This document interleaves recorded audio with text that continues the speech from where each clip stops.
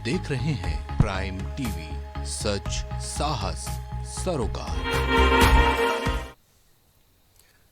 नमस्कार, दोपहर के 2 बज चुके हैं। स्वागत है आपका प्रहर दोपहर की इस चर्चा में। दोस्तों, मैं हूं संजय राजन। दरअसल आज हम कुछ खास मेहमानों के साथ चर्चा करने जा रहे हैं अमेठी और रायबरेली को लेकर कांग्रेस की ओर से कायम असमंजस पर।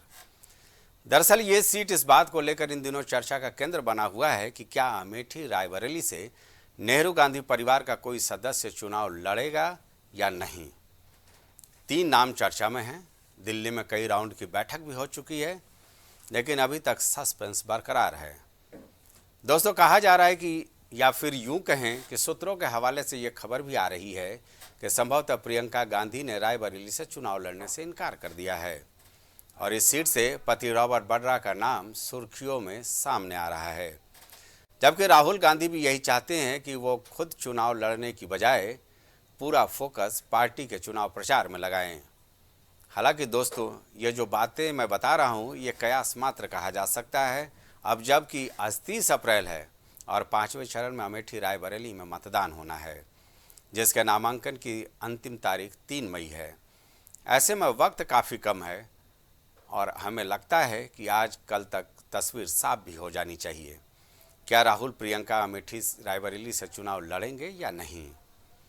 चलिए, इसी मुद्दे पर आज हम चर्चा करेंगे एक बेहतरीन पैनल के साथ, क्योंकि इसमें 2 राय नहीं है कि राहुल प्रियंका के चुनाव मैदान में आने से सूबे की सियासत में मुकाबला काफ़ी दिलचस्प हो जाएगा।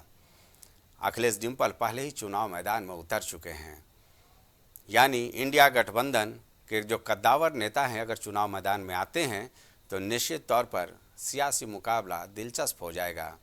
क्योंकि अमूमन इस बात का आकलन किया जाता है कि जहां से भी कोई कद्दावर नेता चुनाव मैदान में उतरता है उसके आसपास की भी तकरीबन आधा दर्जन लोकसभा सीटों पर उसका प्रभाव देखने को मिलता है।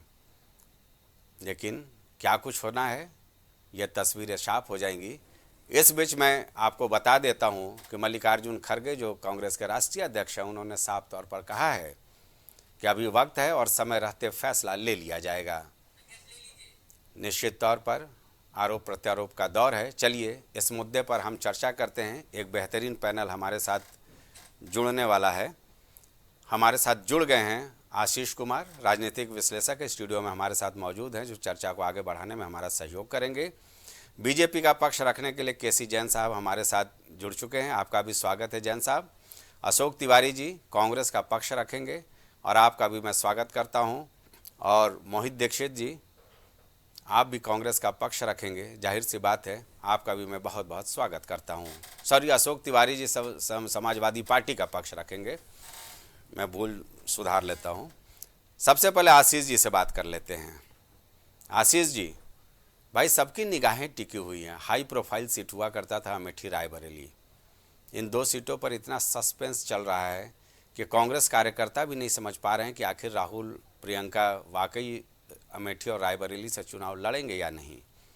हालांकि बीच में कवायद काफ़ी तेज नज़र आई थी, जब रायबरेली कार्यालय में रंग रोगन करते हुए हमने तस्वीरें दिखाई थी और अमेठी में यह माना जा रहा था कि दिल्ली की टीम भी पहुंच चुकी है। लेकिन ये असमंजस क्यों है? क्या कांग्रेस की कोई रणनीति है क्या? देखिए, जब चुनाव इतना करीब या फिर चुनाव के जो है बीच में जो कुछ भी होगा वो पूरी तरह से एक रणनीति के तहत ही होगा। ये भी अच्छा है कि पिछले 2 चुनाव के मुकाबले कांग्रेस इस बात पे कि ज़्यादा या इसके जो नेतृत्व है वो कहीं ज़्यादा मैच्योर दिखाई दे रही है, कहीं ज़्यादा आश्वस्त दिख रही है। और पहले जो पूरा कार्यभार था वो राहुल गांधी और प्रियंका जी के ही ऊपर हुआ करता था। इस बार उनके साथ मल्लिकार्जुन खड़गे जी का भी जो अनुभव वो काफ़ी हद तक जुड़ा हुआ है जी। लेकिन अगर हम देखें तो ये सस्पेंस केवल जो है कांग्रेस की ही तरफ से नहीं है, ये बीजेपी की तरफ से भी है। बहुत लंबे समय बाद अगर देखा जाए भारतीय राजनीति में, तो इसके पहले अगर हम लोग देखें तो एक बार जब सोनिया गांधी जी का जो चुनाव था वो अचानक से बेल्लारी से डिक्लेयर हुआ था और तब अचानक से वहां पर सुषमा स्वराज जी पहुंची हुई थी। तो वो जो शहमात का खेल है या राजनीति में जो 64 फीसदी है शतरंज जो होता है, कई बार वो बड़े नाटकीय तरीके से होता है। तो बड़े लंबे समय बाद किसी सीट पर इस तरह का उहापोह दिख रहा है। बीजेपी वेट एंड वॉच की स्थिति में बनी हुई है। वह रायबरेली पर अपना कैंडिडेट अभी डिक्लेयर नहीं करना चाह रही है। इसमें कहीं ना कहीं एज अभी भी जो है कांग्रेस के हाथ में, क्योंकि कांग्रेस की वो परंपरागत सीटें हैं। जितने इंटरनल सर्वे हैं वो भी ये बता रहे हैं कि अमेठी इस बार जो है, मैं ये नहीं कह रहा हूँ कि कांग्रेस के लिए आसान होने जा रही है, लेकिन ये स्मृति ईरानी के लिए भी बहुत आसान इस बार नहीं रहने वाला है। ये अब तक के जितने इंटरनल सर्वे हुए हैं वो ये बता रहे हैं। तो ऐसी स्थिति में बीजेपी के लिए वेट एंड वॉच करना और ये देखना कि कौन कैंडिडेट उतरेगा, कांग्रेस किसी को भी उतारे, वहां पर कांग्रेस का नाम तो ऑलरेडी जो है वो पीढ़ियों से छपा हुआ है।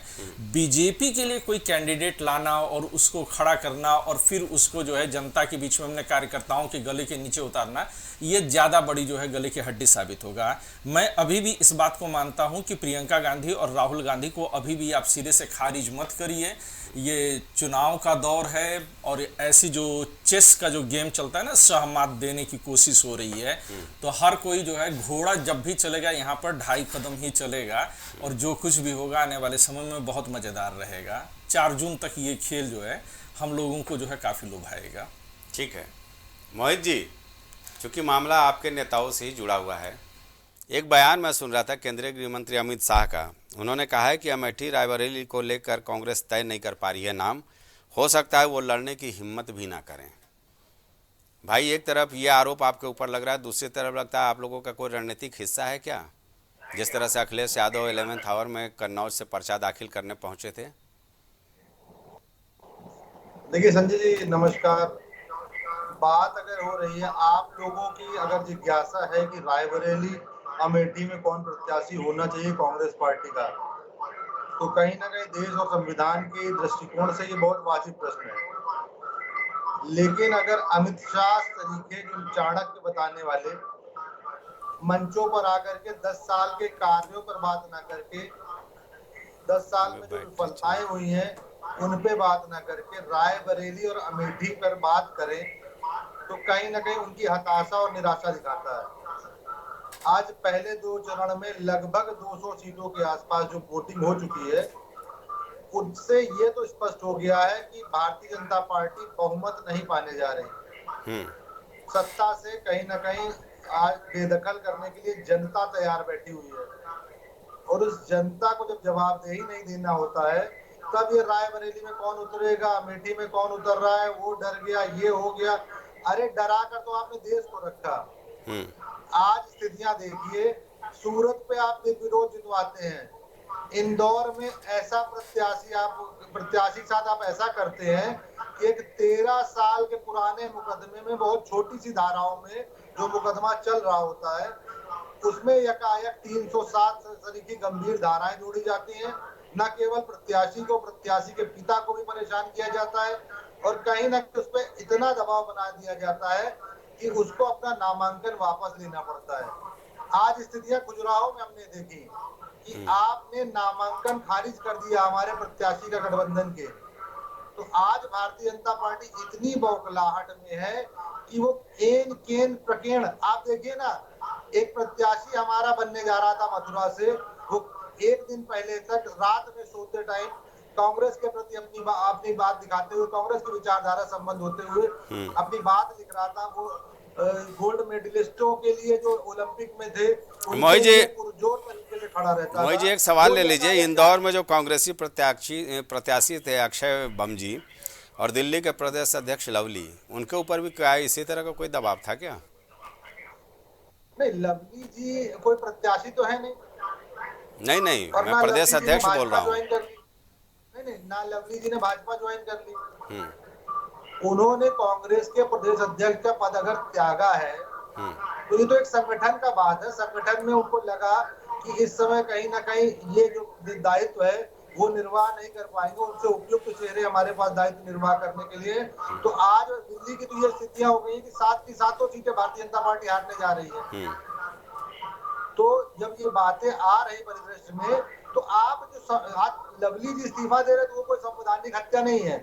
लेकिन जो इंदौर में हो रहा है, जो सूरत में हो रहा है, जो खजुराहो में हो रहा है, और लगातार जिस तरीके से तोड़ फोड़ का प्रयास कर रहे नरेंद्र मोदी और अमित शाह जी अपनी संवैधानिक शक्तियों को दुरुपयोग करते हुए, हमारे संविधान जो हमारे देश ने बनाया था देश को समृद्ध करने के लिए, वो आज कहीं ना कहीं देश की मौलिक भावनाओं को खाने के लिए चलिए, खत्म करते हुए दिखाई दे रहा है भारतीय जनता ठीक पार्टी के है। शासन में। आपके आरोपों का तो जवाब आप केसी जैन जी और से हम ले लें। अंततः मैं एक बात बता दूं, आप बिल्कुल निसंदेह, आप बिल्कुल वो संदेह ना करिए, निसंदेह मैं बोलता हूँ, रायबरेली हो या अमेठी हो, जन भावनाओं को देखते हुए जो सर्वोपयुक्त प्रत्याशी होगा, जो इंडिया गठबंधन को सीट जिताएगा, वो वहां पर चुनाव लड़ेगा और 101% वहां की जनता तैयार बैठी है भारतीय जनता पार्टी के कुशासन से उसको हराने के लिए। हमारी जिज्ञासा राहुल गांधी और प्रियंका गांधी में था।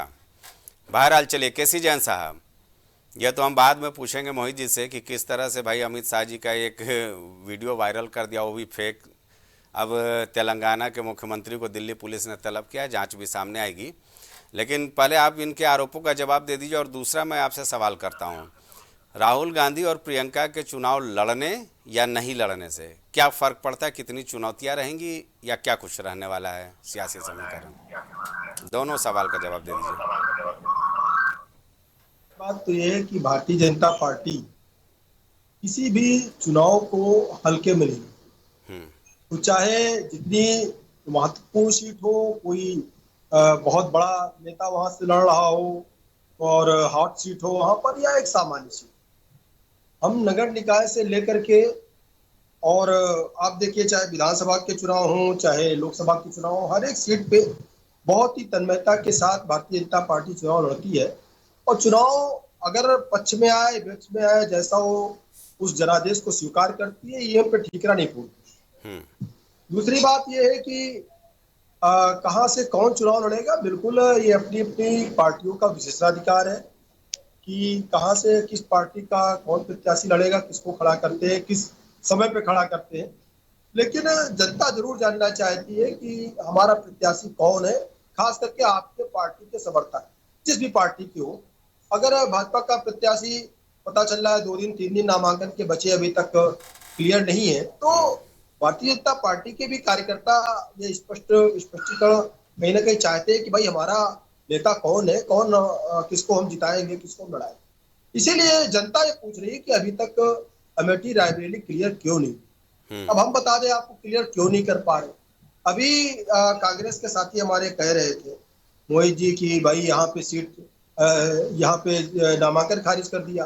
तो देखिए, नामांकन की एक प्रक्रिया है और उसमें किसी का भी अगर उसमें कुछ कमियां है तो उसका निर्णय चुनाव आयोग में। लेकिन ये हर चीज का ठीकरा सरकार पे फोड़ना, हर चीज को लेकर के भारतीय जनता पार्टी को कटघरे में खड़ा करना, इनकी एक मानसिकता बन चुकी है। और देश की जितनी भी संवैधानिक संस्थाएं हैं, वो चाहे चुनाव आयोग हो, चाहे ईडी हो, चाहे सीबीआई हो, चाहे हाई कोर्ट हो, चाहे सुप्रीम, इनको किसी पे भरोसा नहीं, ना तो अपने देश की सैन्य शक्ति पे इनको भरोसा है। अब देखिए, जिस प्रकार से कह रहे थे कि भाई पर्चा मेरा जबरदस्ती खारिज करा दिया, अरे आप 2019 का चुनाव उत्तर प्रदेश में 80 की 80 सीटों पे लड़े थे, वहां तो पर्चा नहीं खारिज हुआ था कोई। और परिणाम क्या हुआ था कि एक सीट किसी तरीके से सोनिया गांधी जीत पाई। यही राहुल गांधी जी अमेठी से चुनाव हार गए थे। वो तो कहो कि उन्होंने वायनाड से भी पर्चा भर रखा था, नहीं तो सदन में बैठने लायक भी नहीं बचती। तो कुल मिलाकर के देखिए, जनता के जनादेश को स्वीकार करना चाहिए। कौन किसका प्रत्याशी अलग बात है, लेकिन इस तरीके के नगर आरोप लगाना, पर्चा खारिज जबरदस्ती करा दिया।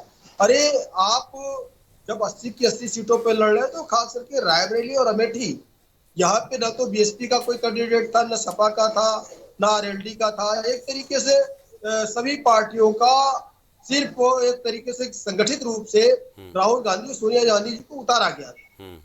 उसके बाद में भी सिर्फ और सिर्फ सोनिया गांधी जी पहुंच पाई थी सदन के अंदर, राहुल गांधी जी हार गए थे जी। तो उत्तर प्रदेश मात्र एक सीट आप जीत पाए थे। अभी विधानसभा चुनाव हुए, आप 400 प्लस की 400 प्लस सीटों पे आपने चुनाव लड़ा, 2 सीट आप निकाल पाते हैं।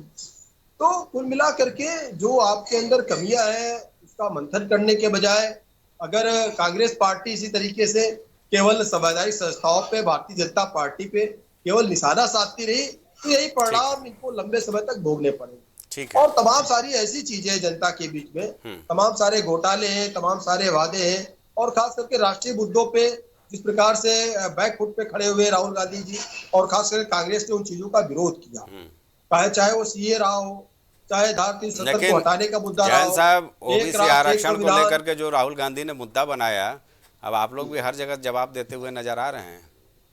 नहीं देखिए, मुद्दा बना रहे हैं, मुद्दा बनाए, उनका ये संवैधानिक अधिकार है। लेकिन आप देखिए दूसरी जगह पे जिस प्रकार से एक फेक वीडियो, फेक ऑडियो चलाया गया, उसके बाद में कटघरे में भी खड़ी है कांग्रेस पार्टी कि आप खुद तो कुछ कर नहीं रहे हैं, आपकी सरकारें भी वहां पर है, उसके बाद में भी आप ठीकरा पोड़ रहे हैं दूसरे नेताओं पर, दूसरी पार्टी के नेताओं पर। तो ये सारी चीजें जनता देख रही है।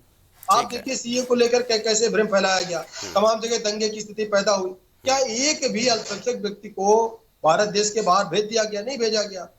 कितनी बार अमित शाह जी ने, कितनी बार प्रधानमंत्री जी ने और अन्य जगहों के प्रदेशों के लोग, अधिकारियों ने इस चीज को ठीक है। स्पष्ट किया कि ये नागरिकता देने का बिल है, लेने का बिल नहीं है। ठीक है, अशोक जी लेकिन से फिर भी जरा उसको जान भ्रम लेते हैं, फिर फैलाया। आपके पास तो आते इन हैं। सारी चीजों से जनता ऊब चुकी है और जनता डर रही है। अब ठीक है। जनता कांग्रेस से डर रही है कि अब दोबारा कहीं अगर इनके हाथ में आ गई सत्ता तो ये क्या करेंगे। ठीक है, इसलिए जनता लोकतंत्र। भारतीय जनता जैन पार्टी साहब, को स्वीकार कर रही है जरा और अशोक जी को एक भी बार चर्चा फिर में से जोड़ उत्तर लेते हैं। प्रदेश में हाँ 80 ठीक है, सीटें लेकर के आएंगे। ये निश्चित तौर पर लोकतंत्र का महापर्व है। आरोप प्रत्यारोप ऐसे ही लगेंगे।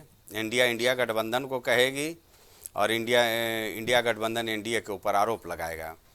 दोनों जनता को ये बताने के लिए पुरजोर कोशिशों में लगी हैं कि कौन किससे बेहतर है। अशोक जी, राहुल प्रियंका के अगर चुनाव लड़ने से अमेठी रायबरेली से क्या इंडिया गठबंधन को कोई ताकत मिलेगी, कोई असर पड़ेगा? और आप चाहते हैं कि राहुल प्रियंका भी चुनाव लड़ें जिस तरह से अखिलेश जी या डिम्पल जी चुनाव लड़ रही हैं?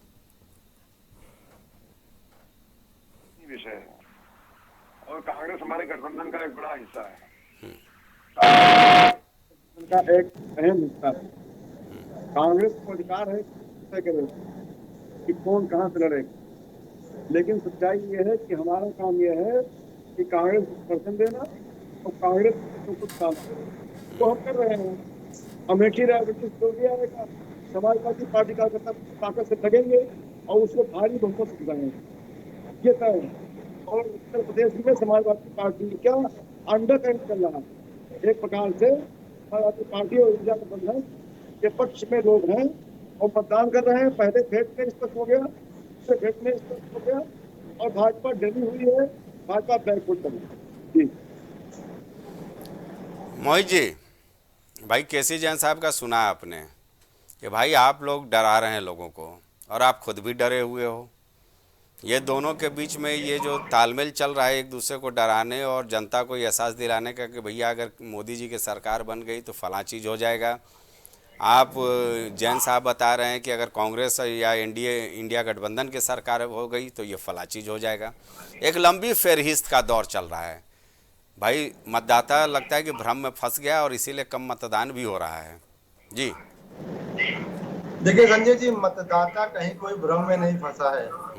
आज जब एक पार्टी अपनी सत्ता के लिए 400 सीटें आने का आह्वान करती है तो कहीं ना कहीं एक शंका उत्पन्न होती है। जिस विचारधारा को लेकर वो बढ़ी थी उस विचारधारा की ये मानना ही था कि कहीं ना कहीं जो दलित है, जो पिछड़ा है, वो इस देश में सेवक और द्वैम दर्जे का ही है। ये विचारधारा है आरएसएस की और ये मानती रही आरएसएस की। ये मैं इसलिए कह रहा हूँ क्योंकि आज तक आरएसएस ने कोई भी सरसंघ चालक ना पिछड़ा बनाया होगा ना दलित बनाया होगा। जी वो दलित और पिछड़ों को मानती। और अगर आप उस विचारधारा को इतनी ताकत दे देंगे कि वो संविधान बदलने की हैसियत में पहुंच जाए, जो उनकी मंशा है 400 पार बोलने की, तो कहीं ना कहीं आप अपने जो एजेंडे जो 1925 से आरएसएस की स्थापना के बाद से कांग्रेस ने फलीभूत नहीं होने दिए, वो फलीभूत करेंगे।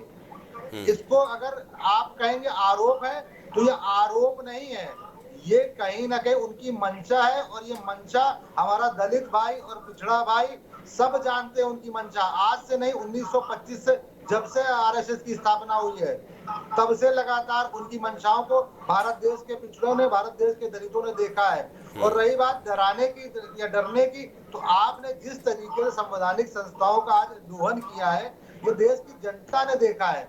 ये कांग्रेस के आरोप नहीं है, विपक्ष के आरोप नहीं है। ये देखती है जब आप किसी को भ्रष्टाचारी बताते हो, किसी को बताते हो इतने करोड़ का, इतने हजार करोड़ का भ्रष्टाचारी है, और दूसरे दिन वो आपके यहाँ से राज्यसभा सांसद बन जाता है, दूसरे यहाँ से मुख्यमंत्री बन जाता है, दूसरे दिन उप मुख्यमंत्री बन जाता है आपके दल में आने पे। तो आपकी मंशा स्पष्ट दिखती है कि आप भ्रष्टाचारियों से किस तरीके से लड़ रहे हो और किस तरीके से शामिल करा रहे हो। संवैधानिक संस्थाओं ईडी के माध्यम से आप कैसे कैसे उनको परेशान करके अपने पार्टी में ला करके उनके भ्रष्टाचार के दागों को धुल रहे हो। इलेक्टोरल बॉन्ड की जब बात आएगी तो आज इलेक्टोरल बॉन्ड में जो कोरोना के समय पर जो प्रतिबंधित दवाइयां थी उन कंपनियों से आपने पैसे लिए, बड़े बड़े ठेके दिलाने में जो ठेकों ने कई कई पुल गिरे जिन पे, उन लोगों से आपने पैसे लिए। तो कहीं ना कहीं आपकी मंशा जो है भ्रष्टाचार को लेकर के, संवैधानिक संस्थाओं को दोहन करने के लेकर के, ये आज जन जन में बात है। आप इसको भले ही विपक्ष के आरोप बोल करके खारिज कर दे, आज जनता इसको स्वीकार कर रही है, जनता देख रही है पिछले 10 साल में। तो ये आप भ्रम में मत रहे कि ये विपक्ष आरोप लगा रहा है, ये आज जनता की आवाज है, जनता बोल रही है, जनता आपसे पूछ रही है। आप भले ही छुपते घूमे, लेकिन सत्य यही है। जैन साहब जवाब दे दीजिए। देखिए, कांग्रेस पार्टी ने ही जो आरएलडी के लालू जी हैं, तो लालू जी को जेल भेजने का काम किसने किया? इसकी कांग्रेस पार्टी ने किया। चारा घोटाले के इनके ऊपर आरोप लगे, तब कांग्रेस की सरकार थी, कांग्रेस ने इनको जेल भेजा। और आज उनसे गलतियां मुलायम करने सिंह की मायावती का भी आवश्यकता नाम ले लीजिए जैन साहब, लंबी फहरिस्त है भाई। सीबीआई मुलायम मायावती के भी कांग्रेस की ही देन है, वो भी जिक्र कर लीजिए थोड़ा सा। जी जी जी, देखिए वही बात मैं कह रहा हूँ। लेकिन जिस प्रकार से कांग्रेस पार्टी ने लालू जी को जेल भेजा, ममता जी जेल नहीं गई, जो है बहन जी जेल नहीं गई, मायावती जी, मुलायम सिंह जी जेल नहीं गए, उनके ऊपर जांचें रही, तमाम सारी जांचें स्पष्ट हुई, तमाम सारी जांचें चलती रही, लेकिन इन पे आरोप तय हुए।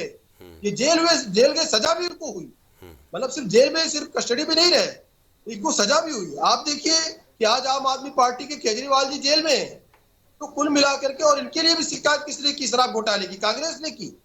जब कांग्रेस मान रही है, कांग्रेस क्या न्यायपालिका ने मान लिया जिनके लिए कि भ्रष्टाचारी है, उनको आज गले लगाने की आवश्यकता क्यों आज पड़ी? और जिस गठबंधन की आप बात कर रहे हो, गठबंधन कहाँ आपके साथ में है? पंजाब में कौन सा गठबंधन हो रहा है आम आदमी पार्टी के साथ में? और आप देखिए ममता जी के साथ कौन गठबंधन हो रहा है? वहां पर 2 सीटें आपकी हैं, वो भी आपको नहीं मिल रही वहां पर।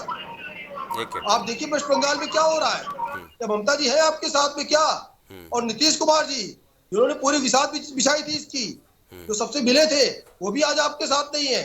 आरएलडी आपके साथ नहीं है, समाजवादी पार्टी के साथ जो आरएलडी हुआ करती है, आज वो भी उनके साथ में नहीं है। चंद्रशेखर अलग चुनाव लड़ रहे हैं। पल्लवी पटेल ने आरोप लगाया है, जिसकी अभी आप फिर बात कर रहे थे, पिछड़ा और दलित की, पिछड़ा दलित नाम की कोई चीज नहीं है आपके गठबंधन में। तो जो सामंतवादी विचारधारा को आगे बढ़ाते रहे, केवल राजा महाराजाओं को आगे बढ़ाते रहे, वो पार्टी आरोप लगा रही दूसरों के ऊपर। और सगे की अभी आपने बात कही, अरे आप पता नहीं किस भ्रम में है, किस मानसिक स्थिति में है, किस पूर्वाग्रह से ग्रसित है कि इस तरीके के आरोप लगा रहे। संघ में तो जाति नहीं पता चलती कौन किस जाति का है। ठीक है, संघ में तो ये नहीं पता चलता है, और सब लोग एक साथ बैठ करके भोजन करते हैं। हाँ, ठीक है जैन साहब, जरा अशोक जी से भी एक सवाल ले लेते हैं। संघ की बैठक में और संघ की जो कैंप होते हैं उनमें हम लोगों ने प्रशिक्षण लिया है। जैन साहब जरा समाजवादी प्रवक्ता से भी सवाल ले लेते हैं तो और मुद्दे आगे बढ़ेंगे। भाई जैन साहब का जो कहना है, मुद्दे तो आपके एक हो गए कि मोदी जी को देश से हटाना है, लेकिन मनभेद नहीं गया। अलग अलग चीज़ें, अलग अलग मुद्दे, सारे सियासी दल एक मंच पर तो आ गए हैं सिर्फ इस ताकत को हटाने के लिए, एक बड़ी ताकत के रूप में, लेकिन सबके दिलो दिमाग में कुछ ना कुछ एक दूसरे के खिलाफत का मामला चल रहा है, ये तो तय है। अशोक जी देखिए संजय भाई, जनता सर्वोपरि, आप मानते हैं नहीं मानते, जनता सर्वोपरि है, और जनता से ऊपर तो कोई दल नहीं है। सबसे ऊपर अगर कोई है लोकतंत्र में तो जनमानस है, और जनमानस के अनुरूप सभी दलों को कार्य करना पड़ता है। सच्चाई यह है कि खुले मन से हम समाजवाद को लेकर आगे चल रहे हैं, और समाजवादी विचारधारा को लेकर आगे चल रहे हैं। कांग्रेस को जब समझ में आया कि हमारी विचारधारा अच्छी है, और हमारी विचारधारा के लिए बगैर जनता हमारे साथ में नहीं आने वाली है। जनता ने कांग्रेस ने अपनाया और कांग्रेस ने खुला से अपनाया। आज कांग्रेस जाति जनगणना की बात कर रही है, आज बराबरी की बात कर रही है, सामाजिक समरसता की बात कर रही है, सामाजिक एकता की बात कर रही है, सद्भाव की बात कर रही है। कांग्रेस के साथ खुले मन से हमारा समझौता हुआ और सभी दलों के साथ हुआ, सभी दल खुले मन से आए हैं। अब इन्हीं मुद्दों पर कोई अगर मतांतर भी है तो कोई मायने नहीं रखता। सच्चाई यह है कि मोदी जी के तानाशाही के खिलाफ, मोदी जी के जो सामंतवाद के खिलाफ हमने बिल्कुल फूंक दिया है और वो बिल्कुल फूंक दिया है, बिल्कुल चर्चात हो रहा है। पहले फेज में भारतीय जनता पार्टी के जो लगातार वोट देते आ रहे थे, उनके पारंपरिक मतदाता थे, उन्होंने वोट देना बंद कर दिया। सवाल इस बात का है कि भारतीय जनता पार्टी जिस रास्ते चल रही है वो तानाशाही का रास्ता है, लोकतंत्र से अलग रास्ता है। वो जो है साथ साथ पूंजीपतियों को कर्जा माफ करती है, किसानों को कर्जा नहीं माफ करती। किसानों को एमएसपी गारंटी मांगने पर आंसू गैस चलाती है और जो है लाठियां भाजती है, कीले डालती है। ऐसी हालत में किसान भी जो है इस समय मैदान में है। इस समय 4 साल की नौकरी सेना में देती है, जवान भी मैदान में है, नौजवान भी मैदान में है, परीक्षाएं भी करा देती है, आरक्षण देना नहीं चाहती है। 69,000 शिक्षक निकाला हुआ, उसमें कुछ हाल निकला नहीं है तक। आज प्राइवेटाइजेशन कर दिया पूरे देश में, सरकारी नौकरियां गायब कर दिया। सवाल इस बात का है ये देश इस तरह चलेगा, देश संविधान चलेगा और संविधान को स्लो तरीके से खत्म करना। आज 400 का सीट की मांग कर रहे हैं, 400 सीट दे दीजिए तो संविधान ही बदल देंगे। सवाल इस बात का है इसी हालत में जनता आज आक्रोश में है, जनता हमारे साथ है, खुले मन से हमारे साथ है और हम खुले मन से एक दूसरे के साथ आए हैं और सरकार पलटने के लिए आए हैं और सरकार पलटने जा रहे हैं। सरकार की विदाई होने जा रही है, आपकी बात आ गई। दो नजारों के साथ विदाई होने जा रही है सरकार। ठीक है जी अशोक जी, आपकी बात आ गई। आशीष जी, भाई एक तरफ कहा जा रहा है कि संविधान बचाने का ये आंदोलन है, दूसरी तरफ कहा जाता है 400 पार और संविधान को समाप्त करने की बात होगी। ये सब संभव है क्या? भारतीय लोकतंत्र इतना कमजोर तो नहीं हो सकता है ना? नहीं, लोकतंत्र के अगर बारे में बात ये करें, मंचों से आरोप प्रत्यारोप अपनी जगह, लेकिन भारतीय लोकतंत्र और हमारा संवैधानिक ढांचा इतना कमजोर है क्या? नहीं, संवैधानिक ढांचा के कमजोर होने की बात नहीं है। संविधान सभा में इस बात का जवाब जो है डॉक्टर राजेंद्र प्रसाद और डॉक्टर भीमराव अंबेडकर ने बाद में पुणे लॉ कॉलेज में जो है बहुत खूबसूरत तरीके से दिया है। दोनों लोग की लगभग एक ही लैंग्वेज में एक जगह ला करके बोलता हूँ। उन्होंने कहा कि संविधान अच्छा या बुरा नहीं है, यह संविधान वैसा है जैसा कि सरकार चलाने वाले लोग हैं। तो आप संविधान को बदलने के लिए आप संविधान की भाषा मत बदलिए, आप संविधान में जो सरकार में बैठे हुए लोग हैं उनकी नीयत बदल करके देखिए, आपको वही संविधान बदला नजर आएगा। हमने 1975 का जो है इमरजेंसी का दौर भी देखा हुआ है और आज जो तमाम आरोप लग रहे हैं हम वो भी दौर देख रहे हैं। हमने कभी ये नेहरू और शास्त्री का युग भी देखा हुआ था, जिसे कि हम भारतीय राजनीति और लोकतंत्र का स्वर्णिम काल भी कह सकते हैं। वाजपेयी जी का भी काल निसंदेह उसमें एक होना चाहिए कि जितने शानदार और गरिमामय तरीके से देश का जो है संचालन किया गया था। लेकिन रही बात की जो आरोप प्रत्यारोप है, आरोप प्रत्यारोप को इसलिए गंभीरता से लेना चाहिए कि संविधान बदलने के सवाल पर अरुण गोविल जो कि भाजपा के जो है मेरठ से प्रत्याशी थे, वो एक टीवी एक्टर के तौर पर निसंदेह प्रशंसनीय है और कुछ हद तक जो है मेरे भी मन में पूज्यनीय अवधारणा है, लेकिन एक सांसद या क्षेत्र के प्रतिनिधि के तौर पर तो बिल्कुल नहीं है। उन्होंने भी इस सवाल के जवाब में ये बोला था कि आगे आगे देखिए होता है क्या, सरकार जीतने के बाद इस पर होगा। उन्होंने साफ मना नहीं किया था और ये बीजेपी की कार्यशैली है कि वह पहले छोटे नेताओं के जरिए बयान देकर के उसको जो है टेस्टिफाई करती है, उस पर जनता का रिएक्शन देखती है, तब धीरे धीरे आगे बढ़ती है। ये बात इसलिए भी महत्वपूर्ण है क्योंकि सुब्रमण्यम स्वामी निसंदेह भारतीय राजनीति और भारतीय लोकतंत्र में उनको नकारा नहीं जा सकता है और उनका भी ये बयान था कि इस देश का प्रधानमंत्री नालायक है, निकम्मा है, डरपोक है और कायर है। ये उनका स्टेटमेंट है जो कि आप कहीं पर भी देख सकते हैं। इसके अलावा जो वर्तमान जो है हमारी वित्त मंत्री हैं निर्मला सीतारमण, उनके पति ने भी कहा था कि अगर मोदी तीसरी बार देश के प्रधानमंत्री बन जाते हैं तो देश के कई टुकड़े हो सकते हैं। ये बात किसी कांग्रेसी ने नहीं कही। जहां तक बात कांग्रेस के कहने की बात है तो उनको जो है निसंदेह अगर ऐसा लगता है तो उसके लिए वो संघर्ष करें, अच्छी बात है कि संघर्ष कर रहे हैं, लेकिन संविधान को बदलने की कोशिश तो अब तक 100 से अधिक बार किया जा चुका है। सबसे ज्यादा इंदिरा जी के जमाने में हुआ है। तो अब संविधान संविधान को आप किस रूप में मानना चाहते हैं, किस रूप में लेना चाहते हैं, लेकिन एक बात मैं जरूर यहाँ पर स्पष्ट करना चाहूंगा कि अक्सर हम लोग की गलतफहमी ये होती है कि लोकतंत्र का मतलब हम समझते हैं कि बहुमत से जीती हुई सरकार। ये लोकतंत्र की गलत परिभाषा है। लोकतंत्र का मतलब ये नहीं है, ये बहुल तंत्र है, जो कि अक्सर करके लोग कोट करते हैं। अभी बीजेपी के प्रवक्ता भी कई बार जो इस तरह के शब्द बोल रहे थे तो उन पर आपत्ति थी, लेकिन वो अभी मेरा टॉपिक नहीं है। रही बात लोकतंत्र को बदल देने की, तो लोकतंत्र को सही अर्थ में लाना नागरिक समाज की जिम्मेदारी है, जिसका कि पहला काम ही ये होता है कि सरकार की वो जो है तीखी आलोचना किया करें। ये आप जैसे पत्रकार का भी काम है, मुझ जैसे राजनीतिक विश्लेषकों का भी काम है, समाज के अन्य लोगों का भी काम है। ये विपक्ष से इतर करना चाहिए, परंतु इतना अवश्य है कि जब भी कोई बड़े आरोप लगाए जाते हैं तो उन आरोपों के पीछे जो है आपको ठोस प्रमाण जरूर प्रस्तुत करना चाहिए। और कहीं ना कहीं विपक्ष जो है अब तक उतने ठोस प्रमाण, मैं ये नहीं कर रहा हूँ कि बिल्कुल नहीं किया है, क्योंकि ये तमाम जो सांसद हैं उनके बयान आपके सामने हैं। लेकिन आशीष जी, एक बात जो जैन साहब का आरोप था वो तो वाकई है ना जी, कि ये जो कुनबा जमा हुआ है इंडिया गठबंधन में जी, ये मुद्दा तो एक है कि केंद्र से मोदी सरकार को हटाना है जी, लेकिन आपस में अगर देखा जाए तो सबके भीतर कभी ना कभी बहुत बड़ा दुराव रहा है और अब एक साथ इस मंच पे आए हैं, यानी मनभेद अभी नहीं गया है। देखिए, राजनीति में अगर मनभेद अगर मिटा दिए जाते तो फिर ये अलग कुनबे क्यों होते, वो सारे एक जगह हो गए होते, एक ही पार्टी में विलय हो जाना चाहिए। क्या बीजेपी में जितने लोग बैठे हुए हैं उनमें मनभेद नाम की चीज नहीं है।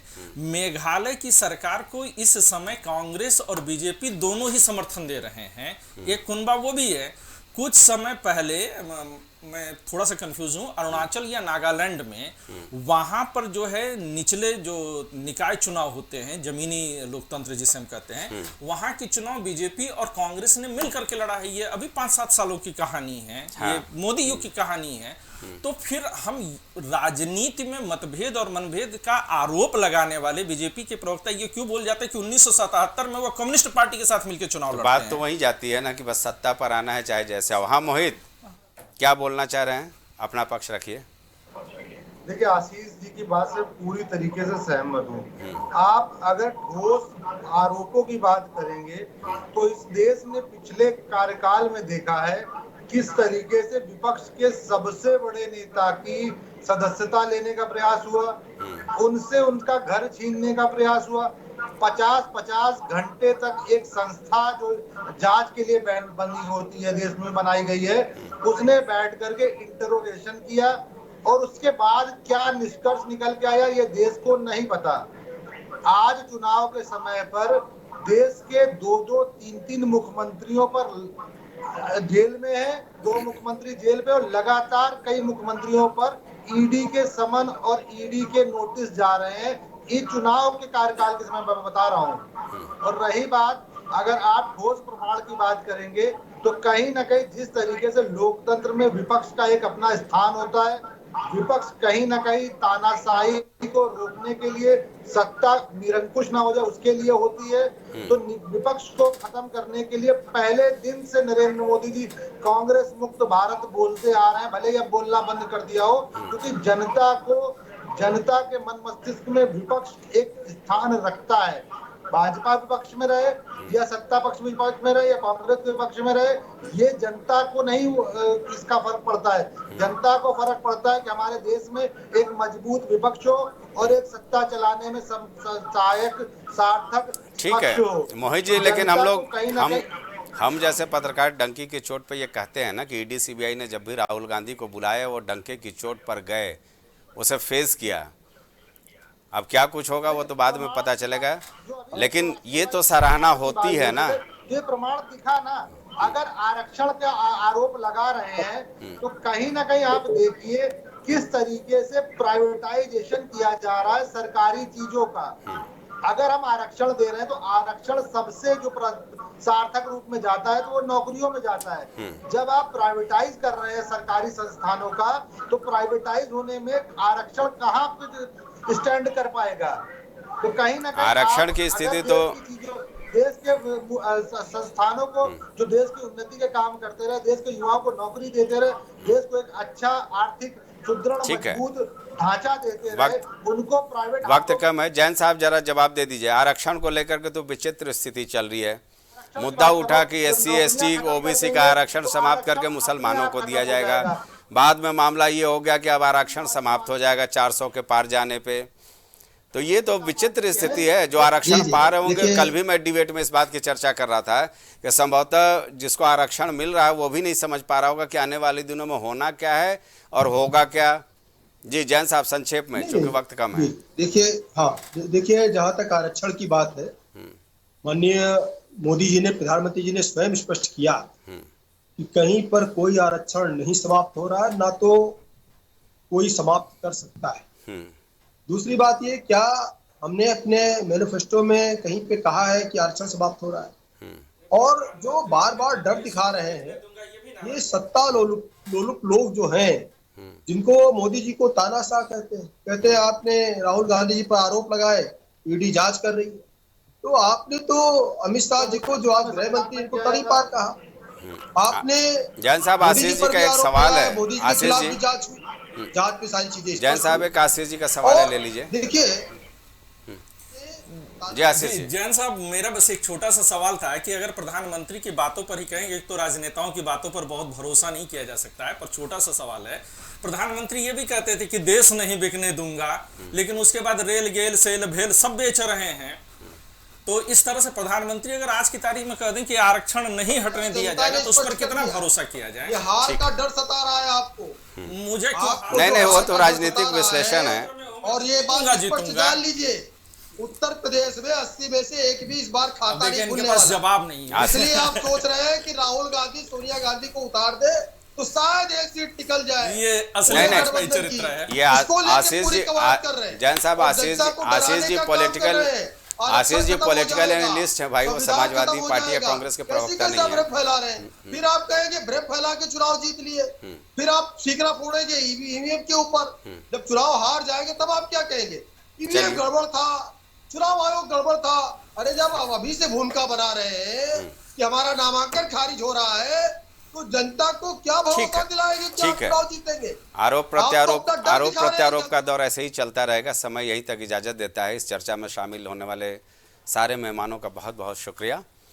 जाहिर सी बात है, चूँकि सियासी माहौल है, सियासी मंच सज चुका है, तीसरे चरण के मतदान का वक्त आ चुका है और इस तीसरे चरण में पहले 2 चरण से राम रहीम से होता हुआ मामला आरक्षण पर आ गया है। अभी न जाने और कौन कौन से मुद्दे सियासी मंच पर तैरते नजर आएंगे जिस पर हम चर्चा करेंगे। फिलहाल ये तो तय है कि मुकाबला दिलचस्प है। हालांकि अमेठी और रायबरेली पर अभी भी सस्पेंस बरकरार है कि क्या वाकई राहुल और प्रियंका यहाँ से पर्चा दाखिल करेंगे या नहीं। कुल मिलाकर ये कहा जा सकता है कि अभी कयासों का दौर है। हालांकि हो सकता है कि आज या कल तक वहाँ से तस्वीर साफ हो जाए कि अमेठी रायबरेली से कौन चुनाव लड़ेगा। लेकिन कुल मिलाकर आरोप प्रत्यारोप के बीच लोकतंत्र का ये महापर्व लगातार आगे बढ़ता जा रहा है।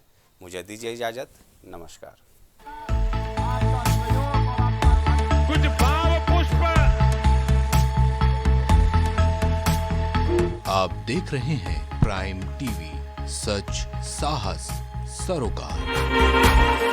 प्रॉब्लम्स थी जो मेरे को स्टेप्स चढ़ते हुए प्रॉब्लम थी, वो अब I think so 70% is improved. ठीक है, मेरे को एंकल में प्रॉब्लम थी एंड मेरे को नसेस मसल्स प्रॉब्लम थी, जो मसल्स में काफ़ी पेन रहती है, जो अब की इस टाइम पर एक बार मैंने लिया, मैं लास्ट टाइम आया था, उसके बाद मैं अब दोबारा आया हूँ, तो ऐसे 70% इज इम्प्रूव्ड, जो कि डॉक्टर नहीं कर सका। मैंने हाँ, मतलब मैं गंगा राम के हॉस्पिटल के डॉक्टर से तकरीबन 2 साल तक ये ट्रीटमेंट करा था कि उनको समझ ही नहीं आया ये प्रॉब्लम क्या है। दैट इज अब बेटर है।